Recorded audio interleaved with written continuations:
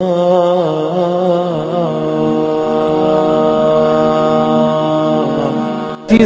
اعتراض کرتے ہیں کیونکہ المہند المفند کی بات چل پڑی ہے تمہیں، اس میں لکھا ہوا ہے کہ رسول اللہ صلی اللہ علیہ وسلم قبر میں برزخی حیات کے ساتھ زندہ ہیں اور یہ حیات دنیاوی کی سی ہے. اس کو پکڑ کے بیٹھ جاتے ہیں لوگ کہ قبر میں نبی صلی اللہ علیہ وسلم گویا دنیا جیسے زندہ ہے. بالکل یہ المہند میں لکھا ہوا ہے، یہ تو شرکی عقیدہ ہے. حالانکہ قرآن میں آتا ہے انکا میتون و انہم میتون، اے نبی آپ نے بھی مرنا ہے اور انہوں نے بھی مرنا ہے.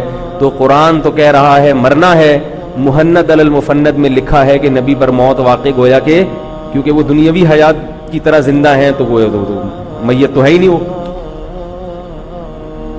نہیں یاری میرا خیال. اور لوگ پھر فوراً ان باتوں کو لیتے ہیں، ہاں توبہ توبہ استغفر اللہ، تو اسلام سے خارج. اللہ کے بندو، جب اس میں لکھ دیا کہ دنیاوی کی سی ہے، اس کا مطلب ہے کہ دنیاوی نہیں ہے. دیکھو میں کہتا ہوں زید شیر جیسا ہے، اس کا مطلب ہے میں نے مان لیا کہ وہ شیر نہیں ہے. اگر شیر ہی ہوتا تو میں کہتا زید شیر ہی ہے. شیر کا نام غلطی سے زید رکھ دیا کسی نے. بہت سارے جنگل میں شیر ہیں جن میں سے ایک کا نام کیا ہے؟ زید ہے. تو زید ہے، شیر ہی ہے، کوئی فرق نہیں ہے.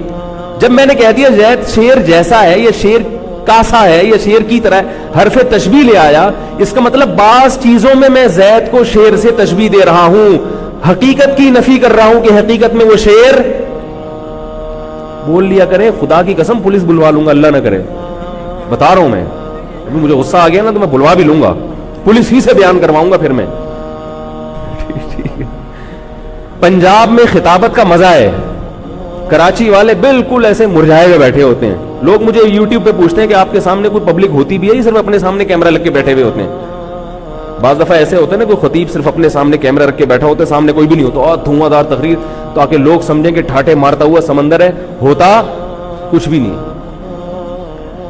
تو اپنی آوازوں سے تھوڑا سا بتا دیا کریں، میں نعرے نہیں لگوا رہا لیکن آواز سے تھوڑا سا بتا دیا کریں کہ سامنے الحمدللہ یہ ہمارا تھکا ہوا ایک کیمرہ ہے، یہ بھی موبائل سے بنا رہے ہیں ہم. اتنی تھکی ہوئی ہم لوگوں کی ٹیکنالوجی ہے. لوگ کہتے ہیں مجمع دکھائیں، وہ مجمع کی طرف گھوما نا تو اس کو 1 گھنٹہ دوبارہ سیٹ کرنے میں لگے گا. اس کو تھوڑا سا ہم نے مجمع کی طرف گھما دیا نا پبلک دکھانے کے لیے، تو یہ اسی زاویے پر جو 1 گھنٹے سے بیچارے 12 بجے سے یہاں بیٹھے ہوتے ہیں، اس کی سیٹنگ میں یہ سیٹنگ آؤٹ ہو جائے گی، پھر مجمع ہی نظر آئے گا، میں نظر نہیں آؤں گا. سمجھ رہے ہو؟ تو میں یہ عرض کر رہا تھا کہ جب کہہ دیا کہ وہ دنیاوی کی سی ہے تو تشبیہ دی جا رہی ہے، حقیقت کی نفی کی جا رہی ہے کہ دنیاوی نہیں ہے بلکہ وہ برزخی حیات ہے. سمجھ میں آ رہی ہے بات کہ نہیں آ رہی؟ اب سوال پیدا ہو پھر دنیا کی حیات سے تشبیہ تو دے دی، تو کن چیز؟ جب ہم کسی کو کہتے ہیں یہ شیر کی طرح ہے تو کوئی چیزیں تو شیر سے ملتی جلتی ہوں گی نا. تو اس میں یہ ہے کہ بھئی دنیاوی کی طرح کی مطلب یہ ہے کہ کچھ چیزیں ایسی ہیں جو دنیاوی حیات جیسی ہیں. ان میں ایک چیز ہے کہ دنیاوی میں جب دنیا میں حیات ہوتی ہے تو ہماری روح کا ہمارے جسم سے تعلق ہوتا ہے. تو قبر میں آپ صلی اللہ علیہ وسلم کو جو برزخی حیات ملی ہے، اس حیات میں روح کا جسم سے تعلق ہے.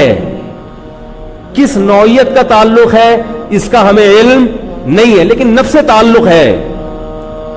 اس پر ایک سوال پیدا ہوگا، یہ تو ہر مسلمان کی روح کا جسم سے کچھ نہ کچھ تعلق ہوتا ہے، تبھی تو عذاب قبر ہوگا، تبھی تو قبر میں ثواب ملے گا، اس کو لذت محسوس ہوتی ہے قبر میں.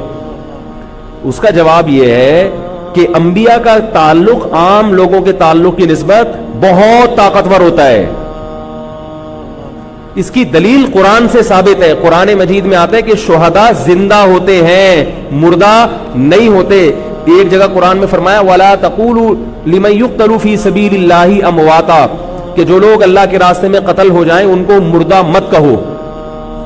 اس میں ایک اشکال ہو سکتا تھا کہ اے اللہ مردہ کہنے پر پابندی ہے، احترام میں ہو سکتا ہے ہیں تو مردہ مگر کہنے پر پابندی لگا دی کہ بھئی احترام میں مردہ نہ کہو.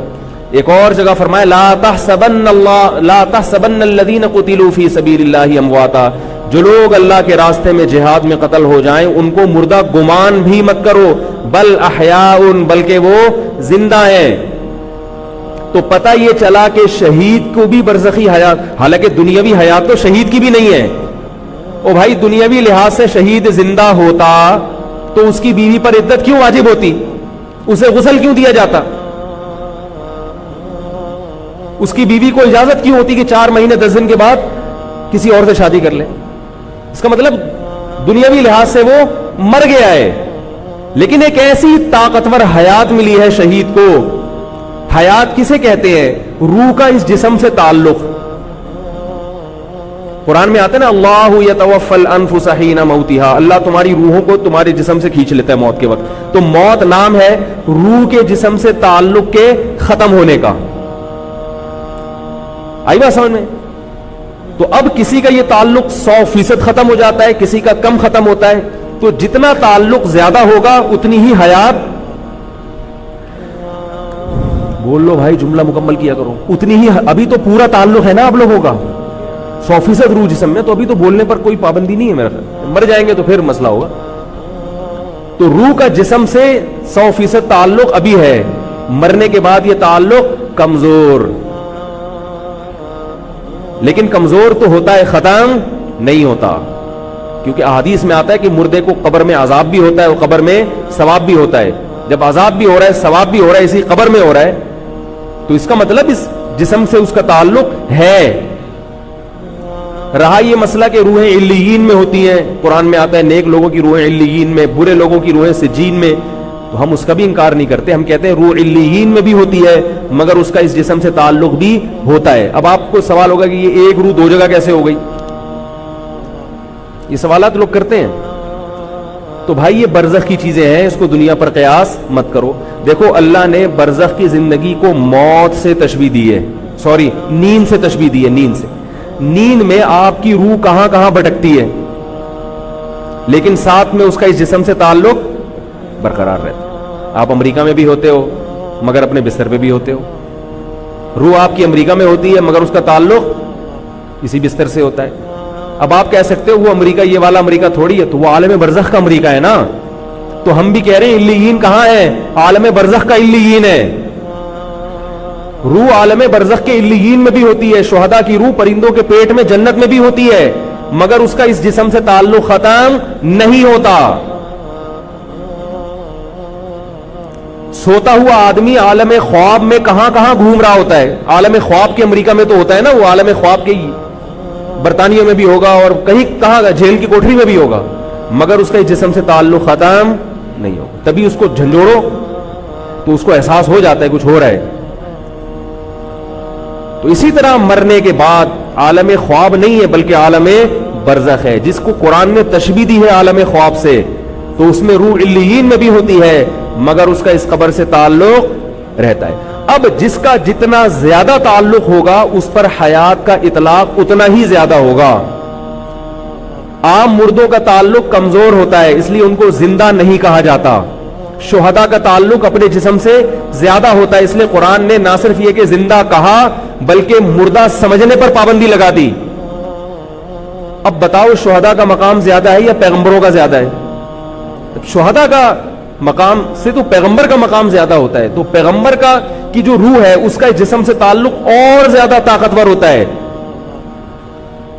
سمجھ میں آ رہی ہے بات کہ نہیں آ رہی؟ اور زیادہ طاقتور ہوتا ہے. باقی اس کی پوری کیفیات ہمیں معلوم نہیں ہے اور اتنی گہرائی میں جانے کی چندہ ضرورت بھی نہیں ہے. اتنا عقیدہ رکھنا ضروری ہے.